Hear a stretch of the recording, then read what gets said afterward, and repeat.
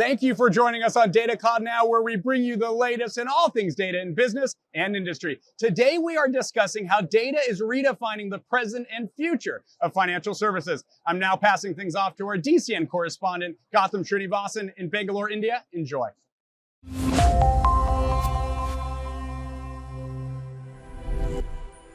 Thank you, Ryan. I'm Gautam Srinivasan, and welcome to Data Cloud Now. Joining me is Mona Eldam, Managing Director for Technology, Head of Transactional Data, and of course, Distinguished Engineer at Morgan Stanley. And she's here to talk about value opportunities being unlocked by a data-driven culture in the financial services space. Mona, great to have you with us. Thank you for having me. Thank you so much. To be here.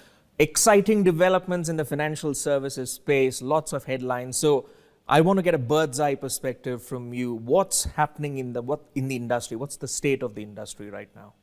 Well, we are only scratching the surface in regards to data and how we can utilize it to drive data business outcomes. Data is only going to grow. And we need to be able to handle it and to be able to ingest data faster and get the right tools and frameworks to have it prepared to be consumed by our analytics and data scientists. And we need to be able to do that in a secured manner also. In addition, data is so behind in its modernization journey. I mean, application developers have DevOps.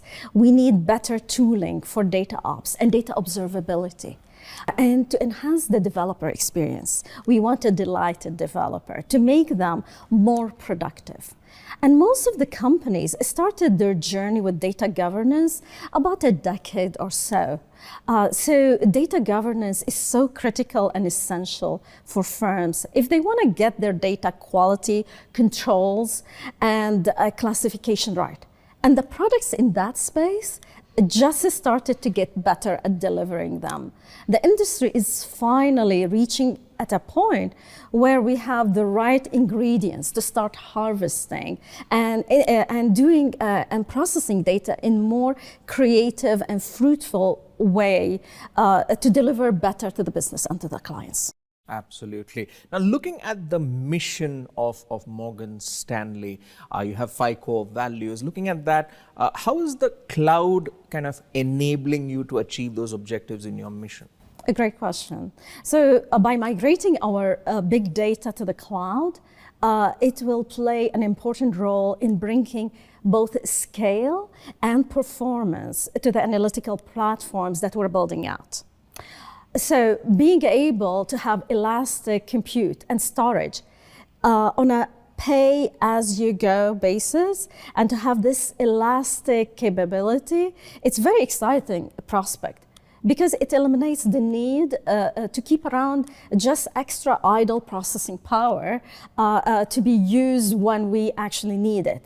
It will also allow us and give us the ability, first, to join really large data sets in a way we couldn't do it before, except if we had like many copies, or get access to vendor data sets almost instantly. And also to be able to share and exchange data with our clients in a very seamless manner, and also to onboard a new tech products very quickly and much faster. So with that, I'm hoping the cloud is going to enable us in ways we couldn't be able to do that in the past. Absolutely. We've just scratched the surface. I'm sure the cloud is going to bring about newer experiences for enterprises in the financial services space. In that context, Mona, we are here at the Snowflake Data Cloud World Tour. So take us through the contours of the partnership with Snowflake and how it helps power growth opportunities for Morgan Stanley. Absolutely. I mean, our partnership has been great so far. So what Snowflake helped us with its being able to separate storage and compute. This is a game changer. I no longer need to buy bigger machines or set of machines even every time I have a data growth to handle more query load or be able to ingest data faster. I can spin up as many data warehouses as I need them to be. Also, I don't need to manage the query workloads for my downstream consumers. They can do it on their own. They can have whatever the data warehouses they need. Also, for the larger, older archives that rarely get touched, I can just push all of that to the cloud and just put it with a Snowflake and let it rest, finally, rest in peace, and so that we can only access it whenever we need it. And this also gives us a better handle on our TCO, give us more resiliency and scalability. And from a developer experience perspective, I mean, as you know, database and maintenance work, and also its upgrades, always happen traditionally on the weekend. Now my developers no longer have to do that. They can have a better work-life balance, and because of the how Snowflake comes with a free of maintenance. So all of that is going to help us focus more on business delivery. And lastly, with the Snowflake partnership and with its own partnership with many vendors, we're hoping we can get better interactions and more connectors for a newer tech and be able to onboard things much, much quicker. Absolutely. So saving costs, improved business outcomes, and as you said, improved work-life balance and improved interactions, all just a slice of the benefits that are coming about through this association. We want a delightful life balance for our developers, absolutely. Absolutely. All right, let's have a forward-looking statement from you now. What's next for the company? Okay, a lot. But what's next for our company is, first, we're embarking on our transformation journey and our modernization journey. So how do we eliminate data copies? How we consolidate on more approved smaller set of golden data stores, and to eliminate legacy debt that prevent us from modernizing our applications and moving faster to the cloud, or even being able to onboard a newer vendor product faster.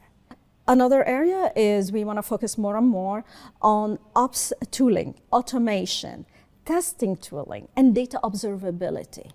And be able, from the business side, who are our business partners, to give them more control on data governance, data quality, data discovery, and higher and more granular entitlements. And with more cloud data onboarding, we're focusing more and more on cybersecurity. I mean, our data is our gems. We need to protect it. We need to make sure it's encrypted, masked, and so on. And that also go for our data on-prem. So we have a lot to work on, and it's very exciting times, me being in the data space. All right, I know you have a busy schedule, so before we let you go, a quick question also on the fact that you've had a unique experience of back, mid, and front office projects. You work across them.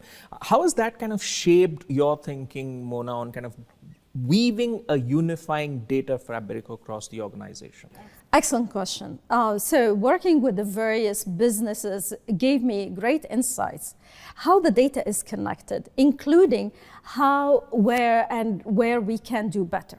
So as part of my job and various roles I play, I partner closely with many teams across the firm, including the infrastructure teams, the data COE, and the architecture teams, and even like the DevOps lead and others. So I work with them to review upcoming major renovation projects, areas where we want to invest in, and data strategies where I try to share some of my own experiences that I gained throughout the years working at Morgan Stanley. And I'm confident that with the various data-related initiatives we have going on and the collaborations with my brilliant colleagues and various partners like Snowflake, that we will continue to build on having even better, more consistent and more unified data flows, front to back and back to front. Well, that's what it's all about, collaboration to make new possibilities come to life. Well, that's your ringside view on how data is redefining the financial services space. Mona, thank you so much for giving us the time and speaking with us on this topic. And of course, thank you to our viewers for tuning in. Lots more coming up on the Data Cloud World Tour India series. Stay tuned.